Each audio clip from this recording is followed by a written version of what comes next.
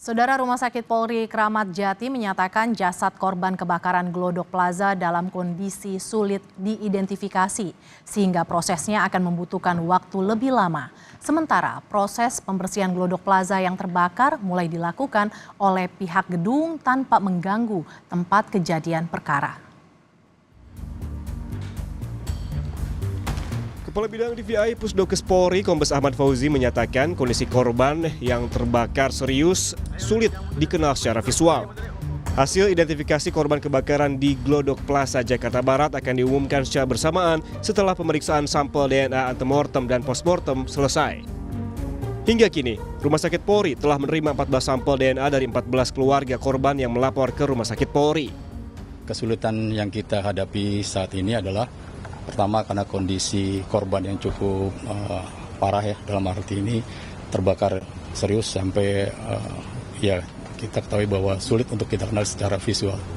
Kemudian yang berikutnya adalah karena ini open disaster di mana siapa yang menjadi korban, jumlahnya berapa masih kita belum jelas karena tempat ini kan tempat umum ya. Jadi yang masuk ke situ kita juga nggak tahu siapa. Bisa saja jumlah korban lebih dari 14 yang dinyatakan hilang. Sementara itu, pihak pengelola Glodok Plaza mulai membersihkan gedung yang terdampak pasca peristiwa kebakaran 15 Januari lalu. Proses pembersihan tidak akan mengganggu tempat kejadian perkara.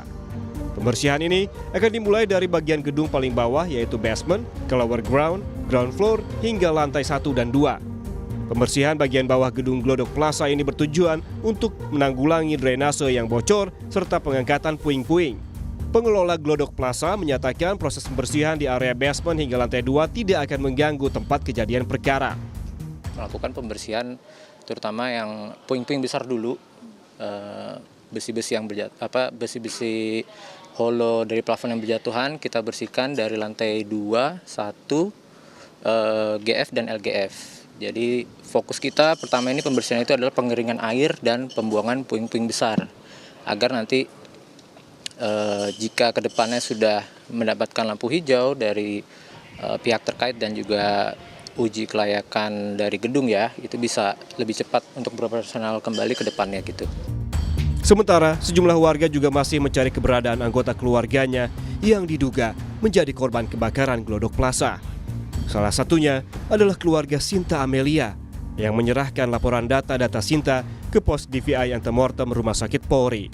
Ibu Sinta, Imelda, mengetahui anaknya berada di Glodok Plaza melalui teman-temannya yang juga bersama dengan Sinta saat terjadi kebakaran. Mohon doanya buat semuanya, semoga ada keajaiban, anak saya bisa ditemukan dalam keadaan apapun. Semoga ada keajaiban dari Tuhan. Karena saya nggak nyangka kalau ini bakalan terjadi. Dia anaknya kuat, survive, punya 1000 cara buat selamat.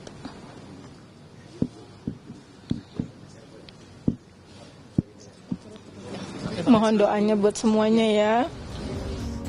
Hingga kemarin, Rumah Sakit Polri Kramat Jati telah mengambil sampel DNA dari 14 keluarga yang diduga menjadi korban kebakaran Glodok Plaza. Tim Liputan, Kompas TV.